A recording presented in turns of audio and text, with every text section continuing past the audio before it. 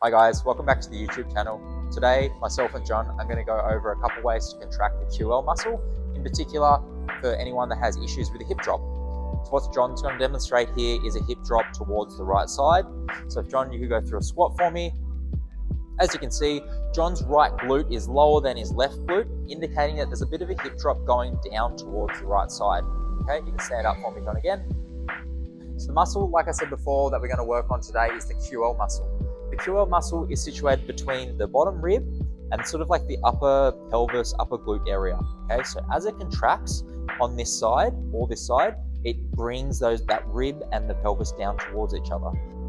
So if John had access to his left QL muscle, which would be left rib, left bottom rib, and left upper pelvis, it would help crunch him towards this side and help reduce the amount of hip drop he has to the right side. So essentially, one of the best ways to contract or shorten the QL muscle for that side is to extend the spine a little bit, but also rotate towards that side. So we can bias the QL muscle a little bit with a side bend on a 45-degree back extension, or you could use a GHR, or a side plank position works well as well, okay? The specific position of where your hips and pelvis are can help get you to contract that muscle a little bit better also. So what I mean by that is John's position here is fine. We're getting that side crunching position, getting the QL muscle working. But like I said before, it's also responsible for spinal extension. Okay, so what that means is if we can get the muscle that we're trying to contract, for John on this instance, we're trying to contract his left QL. Okay, so if we can bring his left leg back behind his body, we're putting his body into a little bit more extension versus if his left foot was in front of his body.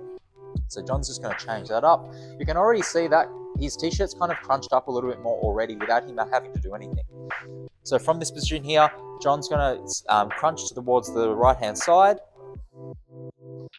and really focusing on bending to the left side and extending his spine a little bit backwards towards me as he comes up.